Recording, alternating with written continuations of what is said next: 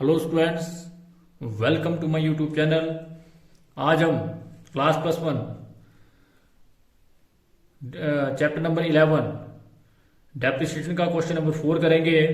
तो Surendra purchase a second hand machine for ₹50,000 on 1st January 2008 and immediately spent ₹10,000 on its overhauling. In the same year, on 1st July, additional machinery was purchased ₹20,000. The expenses on installment of machinery ₹5,000. On 1st July 2010, the machinery purchased on 1st January 2008 was sold ₹50,000. A depreciation is provided each year on 31st December on the original cost is 10% per annum.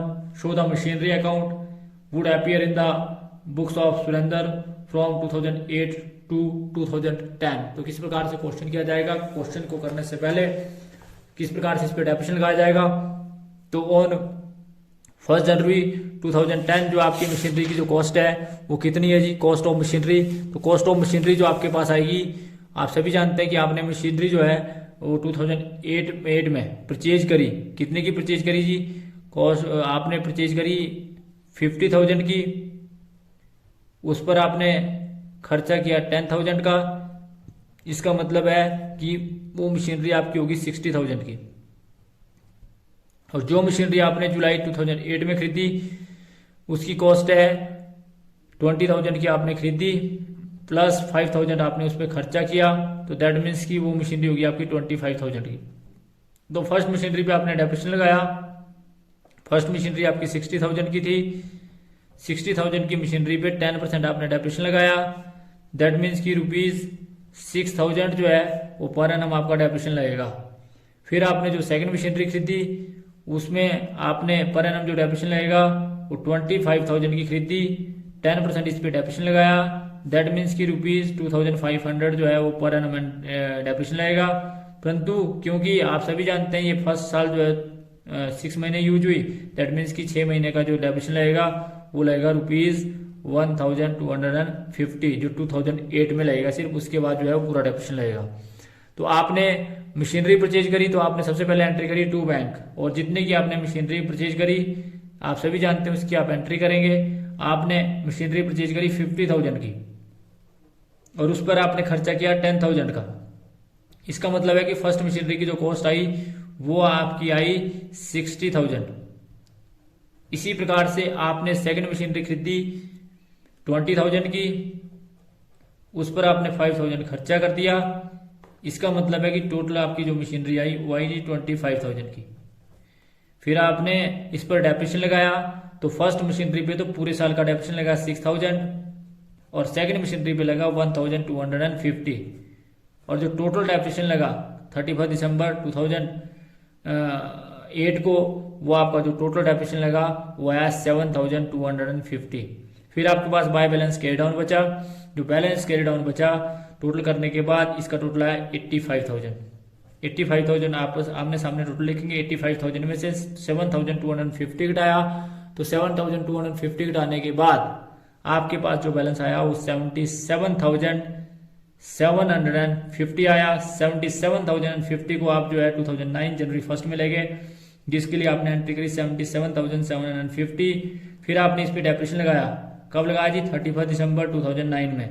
पर आपने इस पे depreciation लगाया दोनों मशीनरियों पे, तो दोनों machinery का जो डेप्रिसिएशन लगा वो लगा जी 8,500, क्योंकि पहली मशीनरी पे 6,000 और दूसरी मशीनरी पे साल का डेप्रिसिएशन 2,500। फिर आपके पास बैलेंस बचा, अर्थात आपने टोटल किया आमने सामने 77,750।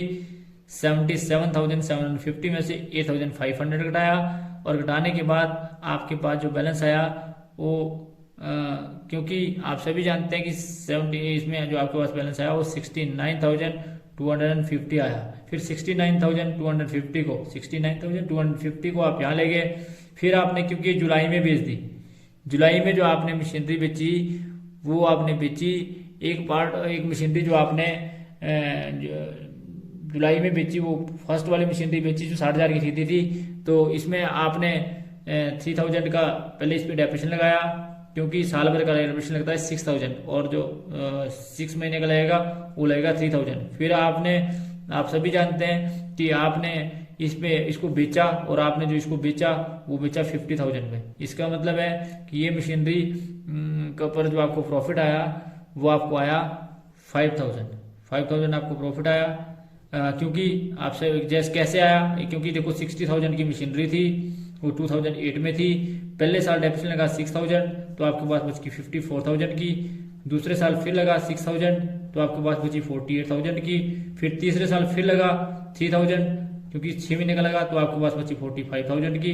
और फिर आपने इस मशीनरी को 45,000 की मशीनरी को 50,000 में बेच दिया। इसका मतलब आपको 5,000 जो है वो क्या हुआ, प्रॉफिट हुआ। तो इस प्रकार से इसको कैलकुलेट किया, इस प्रकार से आपको 5,000 जो है वो प्रॉफिट हुआ। तो 5,000 जो प्रॉफिट हुआ उसको आप डेबिट साइड लिखेंगे to profit on sale of machinery.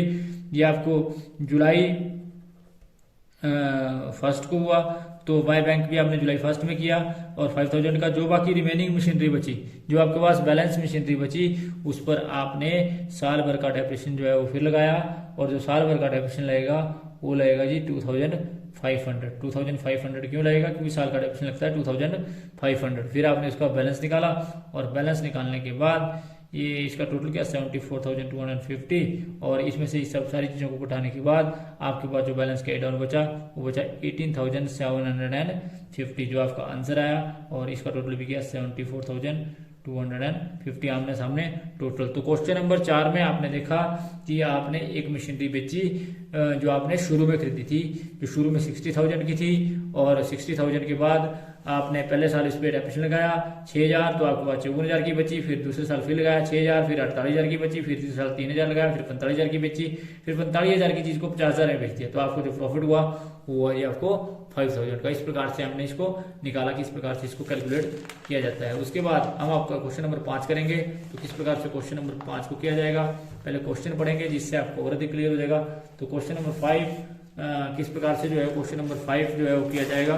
तो क्वेश्चन नंबर 5 में क्वेश्चन जो आपके पास दिया है वो दिया है जी कि the book value of plant and machinery of Tata oil limited on 1 January 2008 rupees 2 lakh, new machinery for rupees 10,000 was purchased on 1st October 2008 and for rupees 20,000 on July 2009. On 1st April 2010 one part of machinery whose book value is rupees 30,000 on 1st January 2008 was sold rupees 16,000. The entire amount was credited to plant and machinery account. Depreciation is provided 10% per annum. Straight line method show the plant account and the from 1st January 2008 to 31st December 2010. तो किस प्रकार से इस question को किया जाएगा, question आपके सामने। तो क्वेश्चन को आप बड़े ध्यान से देखें। तो मैंने जैसे आपको बताया कि आपने सबसे पहले जो है 2008 में आपने depreciation on old machinery plant and machinery जो आपने परचेज की थी 1/1/2008 को। तो आपने 1/1/2008 को जो मशीनरी परचेज करी थी उस पर जो है वो डेप्रिसिएशन कितना लगाया। आप सभी जानते हैं कि आपने 2 लाख की वो परचेज करी और 2 लाख का जो 10% आपके पास आया वो जी आपके पास आया रुपीज 20,000। तो पहली मशीनरी पे डेप्रिसिएशन जो है 20,000 लगेगा।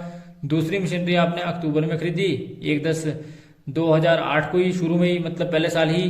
तो इस पर जो डेप्रिसिएशन लगेगा 10,000 का 10% ये आपके पास आया रुपीज 1,000। और आप सभी जानते हैं इस पर केवल मात्र 3 महीने का डेप्रिसिएशन लगेगा। तो 3 महीने का जो आपका आएगा 3/12 दैट इज रुपीज 250। तो पहले साल जो है वो 250 लगेगा, आगे से उसमें 1,000 रुपये लगता रहेगा।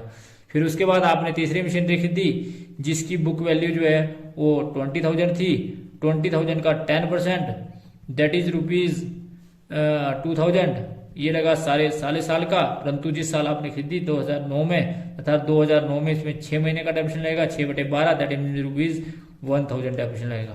तो किस प्रकार से जो है इस क्वेश्चन को करेंगे, क्वेश्चन को आपको आपके सामने। तो it is very much clear here कि जब आप प्लांट एंड मशीनरी अकाउंट बनाएंगे तो सबसे पहले आप लिखेंगे ऊपर प्लांट एंड मशीनरी अकाउंट। और प्लांट एंड मशीनरी अकाउंट जो है वो left hand side debit side and right hand side जो है वो क्रेडिट साइड। पहला कॉलम डेट का, पर्टिकुलर्स का, ledger folio amount in rupees, date particular, ledger folio amount in rupees. जब आपने इसको खरीदा 2008 जनवरी 1 में टू बैंक, या दूसरे शब्दों में बोल सकते हैं क्योंकि ये बोलते हैं कि ओल्ड मशीनरी थी इसलिए उसका बैलेंस जो है ऑलरेडी था, टू बैलेंस ब्रॉट डाउन। ये आपके पास जो है वो 2 लाख की है, तो 2 लाख की आपके पास मशीनरी थी। फिर आपने 1 अक्टूबर में फिर खरीदी 2008 में 2 बैंक, और वो खरीदी आपने 10,000 की। फिर दोनों मशीनरी पे डेप्रिसिएशन लगाया। जैसे आपको पहले ही बताया कि 2008 में दिसंबर 31 में आपने डेप्रिसिएशन लगाया, तो पहली मशीनरी पे तो पूरे साल का लगा, और पहली मशीनरी पे जो पूरे साल का लगा वो तो 20,000 लगा, और दूसरी मशीनरी पे सिर्फ 3 महीने का लगा, दैट इज 250 रुपये, यानी कि 10,000 का 10% 1,000 होता है, परंतु 3 महीने का 3/12 दैट मीन्स की 250। तो इसका मतलब है कि टोटल डेप्रिसिएशन लगा वो 20,250, तो 20,250 रुपये डेप्रिसिएशन लगा। इसको डेप्रिसिएशन लगाने के बाद पहली मशीनरी का जो बैलेंस बचा वो बचा जी 1,80,000, और दूसरी मशीनरी का बैलेंस बचा 9,750, और जो टोटल बैलेंस बचा वो बचा 1,89,750। जब टोटल किया तो both side totalling are equal to each other, that is 2,10,000 and that is 2,10,000। आमने सामने जो है वो बराबर आया। उसके बाद 2010 में यानी कि 2009 में कब बोला, जनवरी 1 में आपके पास बैलेंस बचा, 2 बैलेंस ब्रोट डाउन, और वो आपके पास बचा 1,89,750, और एक मशीनरी आपने फिर खरीदी जुलाई 1 में, और वो मशीनरी आपने खरीदी 20,000 की। तो फर्स्ट मशीनरी पे आपका डेप्रिसिएशन लगा बाय डेप्रिसिएशन अकाउंट, पहली मशीनरी पे आपका डेप्रिसिएशन लगा जिसमें 2009 और दिसंबर 31 की बात करें तो पहली मशीनरी पे आपका डेप्रिसिएशन लगा 20,000 का, दूसरी मशीनरी पे 1,000 का, तीसरी मशीनरी पे भी 6 मंथ का 1,000 का। तो इसका मतलब है जी टोटल डेप्रिसिएशन जो लगा आपका वो लगा जी 22,000। फिर आपने मशीनरियों का बैलेंस निकाला, बैलेंस निकालने के बाद हर मशीनरी का बैलेंस निकालने के टोटल जोड़ा आपने, टोटल जोड़ा तो आपका ये आया टोटल 2,09,750, टोटल जो आया आपने सामने 2,09,750, और बैलेंस कैरी डाउन आपके पास बचा, बैलेंस कैरी डाउन जो आपके पास बचा, बैलेंस निकालने के बाद आपके पास जो कैरी डाउन बैलेंस बचा 22,000 घटाने के बाद ये आपके पास बचा 1,87,750। इस बैलेंस को आप 2010 जनवरी 1 में लेके जी, तो इसके लिए लिखा आपने 2 बैलेंस ब्रोट डाउन, अलग अलग मशीनरी का अलग अलग बैलेंस आएगा, और उसका जो बैलेंस आपका 1,87,750। फिर आपने क्या किया जी, आपने 2010 अप्रैल 1 में एक मशीनरी बेच दी जिसकी जो बुक वैल्यू थी वो आपने 16,000 में बेच दी, उस पर आपका डेप्रिसिएशन लगा 750, क्योंकि 30,000 की मशीनरी थी। पहले साल 3,000 डेप्रिसिएशन लगा, दूसरे साल फिर 3,000 रुपये डेप्रिसिएशन लगा, यानी कि 6,000 में 24,000 की बच गई, 24,000 में फिर 750 रुपये का लगा, तो 750 इसकी इतनी की चीज़ को आपने, आप सभी जानते हैं 16,000 में बेच दिया, दैट मीन्स कि आपने 3,250 की चीज़ को 16,000 में बेच दिया डेप्रिसिएशन हटाने के बाद, तो आपको 7,250 जो है वो लॉस हुआ by profit and loss account, loss on sale of machinery. ये आया कैसे जी, क्योंकि आप सभी जानते हैं कि आपकी 30,000 की चीज़ थी, जैसे मैंने आपको भी बताया कि आपकी 30,000 की चीज़ जो है शुरू में थी, 30,000 की चीज़ में आपने साल भर का डेप्रिसिएशन लगाया, साल भर का डेप्रिसिएशन जो आपका लगा वो पहले साल लगा 3,000, तो आपकी बची 27,000 की, फिर लगा 3,000, फिर आपके पास बची 24,000 की, फिर इस साल फिर जिस साल बेची आपने उस साल भी डेप्रिसिएशन लगाया, और वो डेप्रिसिएशन आपने लगाया, वो डेप्रिसिएशन आपने जो लगाया वो लगाया जी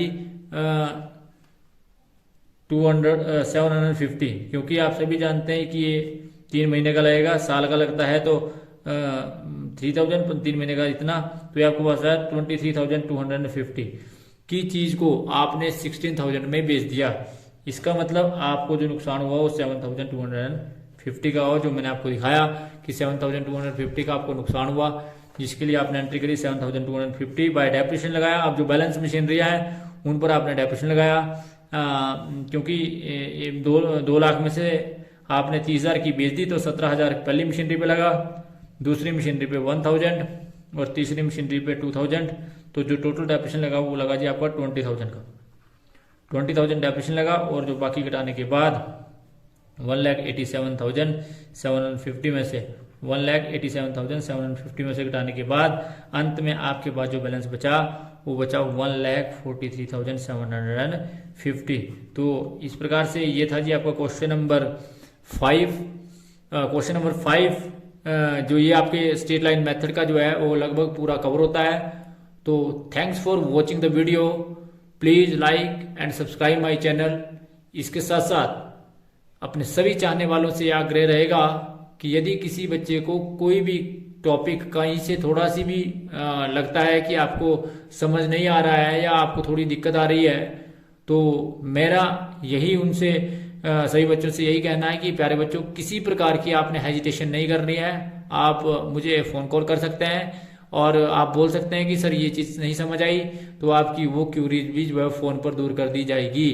ध्यान रखें, किसी प्रकार की यदि आपको कमी लगे वीडियो के अंदर तो उसको भी स्टूडेंट्स ने बताना है बिना किसी हेजिटेशंस के। अपने चाहने वालों से यही आग्रह रहेगा कि किसी भी वीडियो के अंदर आपको कोई कमी लगती है तो आप प्लीज़ उस कमी को भी बताएं ताकि आगे से जो है उसको सुधारने की कोशिश की जा सके। तो thanks for watching the video, please like and subscribe my channel. Thank you.